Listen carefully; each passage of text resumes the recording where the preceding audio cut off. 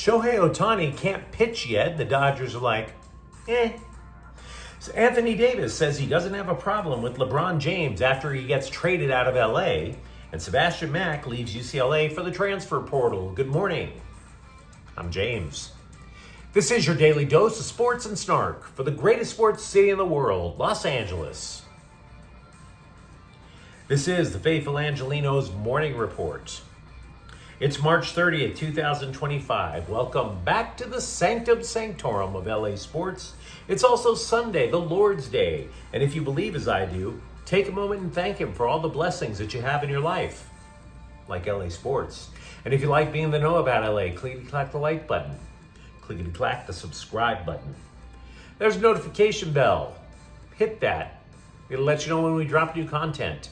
Sharing is caring. Let people know we exist. And by all means, comment. Now, before we go through the news notes, please note the scoreboard behind me if you want to know what happened yesterday and, of course, the schedule for today. So what do you say we get a little quicker to the news?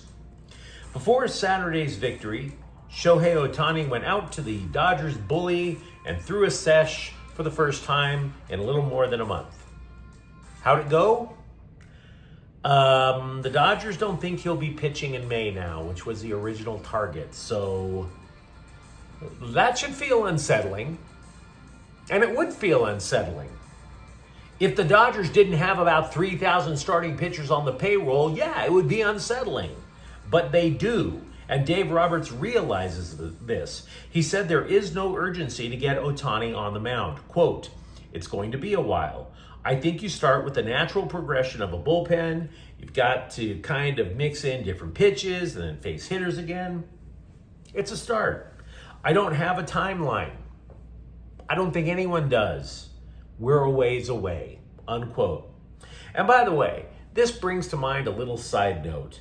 Shout out to Captain Emo, the insufferable columnist for the LA Times, who for some reason still manages to see his computer through all the tears from all of his emotional screeds. Bill Plaschke, who insisted that the Dodgers were sunk if Ohtani couldn't pitch for the Dodgers in the playoffs last year.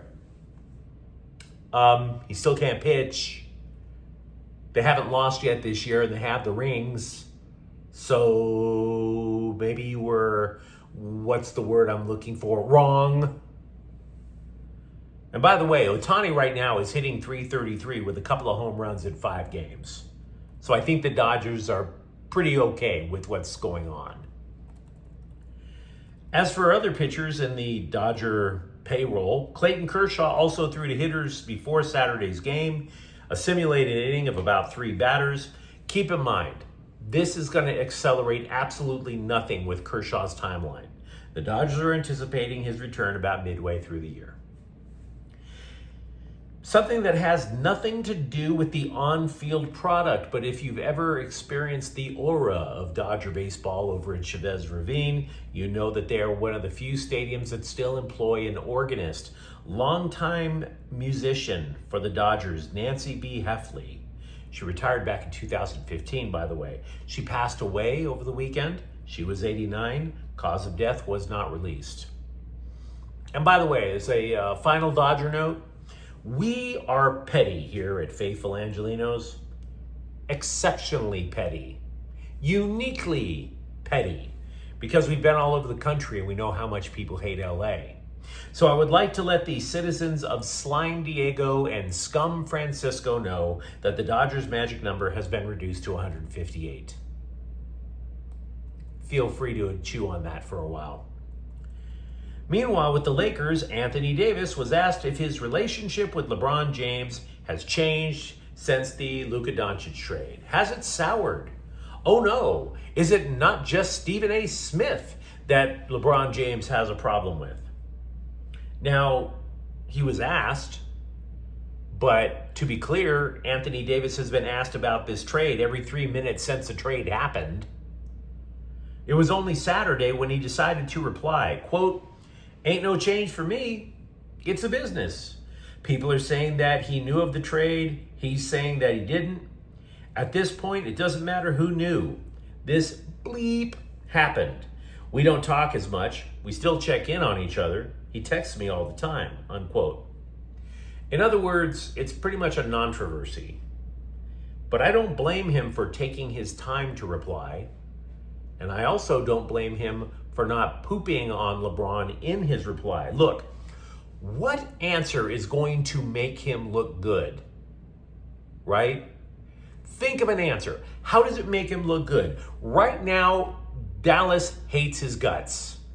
They lost a player. They lost that city, and I have been there for a long, I used to live there for a couple of years. That city only cares about Cowboys football and Luka Doncic. That's it. They don't care about the hockey team.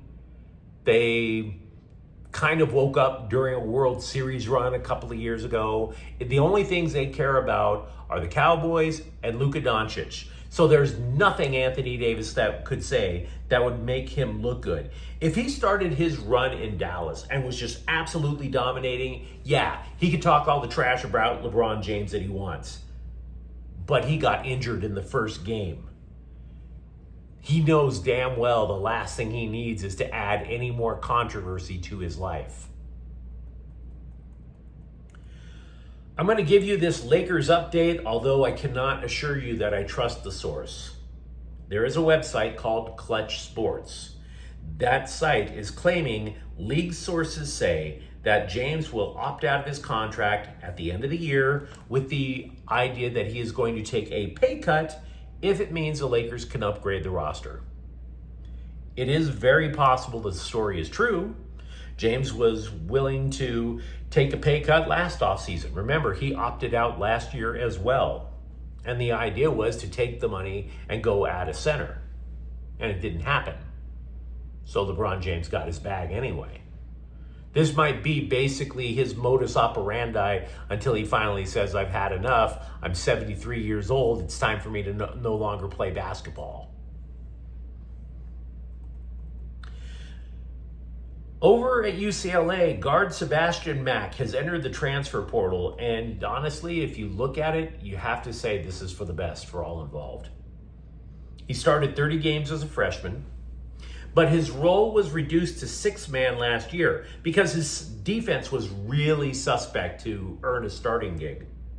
And as a result, his points per game slipped from 12 to below double digits. And if you look at UCLA's roster, it was unlikely he was going to crack the starting lineup again next year. Sky Clark loves playing for UCLA. And they just landed Donovan Dent in the transfer portal. The guy was the MVP of the Mountain West League. Mountain West Conference, I mean.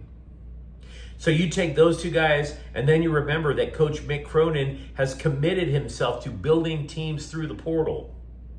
Mack was recruited out of high school. So it would only make sense for him to look across the landscape and think, you know what? I don't have any future here. I'm just going to be a bench guy if I stay. It would only make sense for him to think that way. Now, Mack is the 4th Bruins player to enter the transfer portal. Only one of them was a starter, Dylan Andrews. Mack did make an impact with UCLA, so they're going to miss him a little bit. But again, the point was he either gets more playing time or he goes somewhere else. And that playing time wasn't going to happen over at UCLA.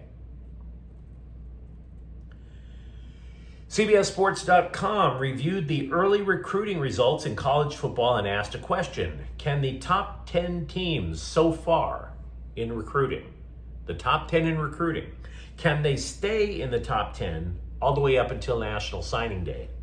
For USC, currently the number 1 recruiting class in the country, the answer they came up with is yes. Not that they're going to stay at number 1. They believe they'll be somewhere in the top 10. Now, you may find that hard to believe at first glance if you're a longtime Trojans fan. After all, they were a top 10 recruiting class last offseason, and then a bunch of recruits went back on their word. But it's the second time when you think about this current recruiting class that may make you have faith that this class is legit. You see, the majority of last year's recruits were all out of state. A lot of them from the East Coast. Now, a number of higher rated prospects in this class are from California. So if last year's East Coast recruits wanted to stay in the East Coast, it would stand to reason that California recruits would want to stay close to home as well. Now, I will grant you that the best recruit USC has landed is linebacker Xavier Griffin, and that dude is from Georgia. Overall, even if Griffin leaves, though, you would be thinking it's fair that most would stay. And then, of course, you look at your own calendar, you realize it's Sunday, and it's a good idea to light a candle in your local church to make sure it stays that way. But I digress. Question for you. Has the free agent market dropped enough for you to where the Chargers should consider bringing back some of their remaining free agents? See, two of the best people on the market who are former Chargers, I might add, still available. Running back J.K. Dobbins, cornerback Asante Samuel Jr. Would you consider it? You have to figure that their asking price has had to drop precipitously. The problem is both are effective and both have red flags. I mean, Dobbins hasn't played a full NFL season yet in his career. The dude's only 26. At some point, you have to acknowledge this guy is injury prone.